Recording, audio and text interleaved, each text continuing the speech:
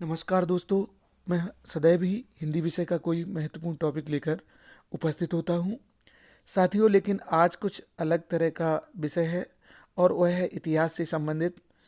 भारतीय स्वतंत्रता संग्राम में जो स्थान पुरुष वीरों का है, उसी तरह वीरांगनाओं का भी है, चाहे वो लक्ष्मीबाई हों, दुर्गावती हों या फिर अवंतीबाई लोधी। साथियों, आज जो बात करने वाले हैं शौर्य एवं गौरव की प्रतीक रानी अवंतीबाई लोधी के जीवन के बारे में, उनके बलिदान के बारे में पूरी चर्चा करेंगे। इससे पहले मेरा एक निवेदन है, यदि आप इस चैनल पर नए हैं तो चैनल को सब्सक्राइब कर लें और नोटिफिकेशन के लिए घंटी को भी प्रेस कर दें। फिर हम लोग बात करते हैं वीरांगना अवंतीबाई लोधी जी के बारे में। भारतीय इतिहास में समय समय पर ऐसी वीरांगनाएं अवतरित होती रही हैं जो समय की शिला पर अपनी अमिट स्मृति अंकित कर गईं। ऐसी ही महान विभूति वीरांगना रानी अवंतीबाई लोधी, जिन्होंने स्वतंत्रता की रक्षा के लिए हंसते हंसते अपने प्राणों की आहुति दे दी। उनके आत्म उत्सर्ग की गौरव गाथा श्रद्धा के साथ सारे मध्य भारत में गाई जाती है। रानी अवंतीबाई अवंतीबाई लोधी सिवनी जिले के मनकेड़ी गांव के जागीरदार राव जुझार सिंह लोधी की बेटी थीं। उनका जन्म 16 अगस्त 1831 ईस्वी को हुआ था। 17 वर्ष की आयु में उनका विवाह रामगढ़ के राजा लक्ष्मण सिंह के पुत्र कुंवर विक्रमादित्य के साथ संपन्न हुआ। पिता की मृत्यु के बाद, जैसा कि परंपरा रही, रामगढ़ के राज्य का शासन विक्रमादित्य ने संभाला। वे बड़े ही सरल धार्मिक प्रवृत्ति के व्यक्ति थे। अपना ज़्यादातर समय भजन पूजन और ईश्वर आराधना में लगाते थे।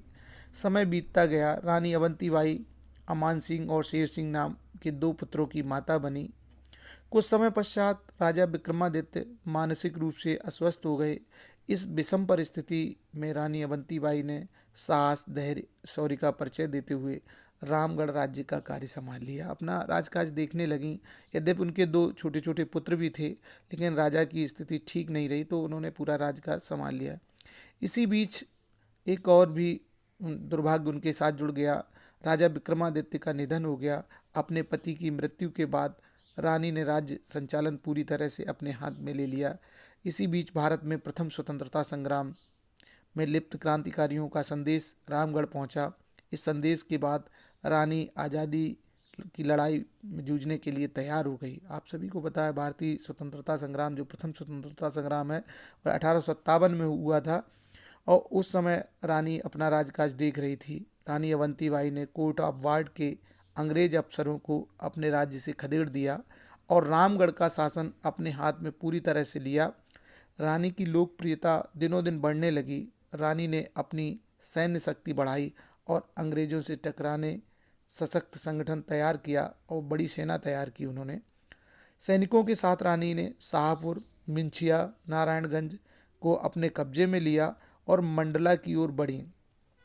रानी ने अंग्रेज डिप्टी कमिश्नर बालिंगटन को हराकर मंडला भी जीत लिया। इस युद्ध में बालिंगटन अपने पुत्र को युद्ध में मैदान में छोड़कर भाग गया था। कुटिल अंग्रेज बालिंगटन ने रीवा नरेश, रानी के बेदियों, कारवान और लेफ्टिनेंट वार्टन की संगठन सैन्य शक्ति के साथ पुनः रामगढ़ पर आक्रमण किया। अंग्रेजी सेना ने रामगढ़ को चारों ओर से घेर लिया। तब रानी ने छापामार युद्ध लड़ने का फैसला लिया, चूँकि रानी घिर चुकी थी, और रामगढ़ से नकल कर देवहारगढ़ की ओर बढ़ गई और वहीं से युद्ध करने लगी। अब जहाँ भी मौका लगा रानी को जिस तरह से लड़ सकती थी, रानी ने लड़ने का प्रयास किया। देवहारगढ़ के पहाड़ में लगातार छापामार युद्ध चलता रहा। तभी रानी को सामने से कैप्टन बालिंगटन, दाएं से लेफ्टिनेंट वार्टन, बाएं से लेफ्टिनेंट काकवर्ण और पीछे से रीवा नरेश की सेना ने घेर लिया। कह सकते हैं कि रानी चारों तरफ से घिर गई। एक बार फिर अंग्रेजों और रानी की सेना के बीच घमासान युद्ध हुआ। अचानक रानी के बाएं हाथ में गोली लगी, जिससे उनके हाथ से बंदूक नीचे गिर गई। उन्होंने तत्काल अपने सहायक उमराव सिंह से बंदूक मांगी। उमराव सिंह को झिझक देख रानी ने कहा, भैया, हमारी रानी दुर्गावती ने जीते जी बैरी के हाथ से अंग न छुए जाने का प्रण किया था, उसे ना भूलना। उमराव सिंह ने भरी आंखों से अपनी तलवार रानी अवंतीबाई को सौंप दी। रानी ने वतन की रक्षा का संदेश देते हुए तलवार अपने पेट में भोंक ली। रानी ने अचेतावस्था में मृत्यु पूर्व वालिंगटन से कहा, इस क्रांति की जिम्मेदार मैं स्वयं हूँ, कोई दूसरा नहीं। लोगों को विद्रोह के लिए मैंने ही भड़काया था। वे निर्दोष हैं, उन्हें कोई दंड ना दिया जाए। इन शब्दों के पूरा होते ही रानी अवंतीबाई लोधी वीर गति को प्राप्त हो गईं।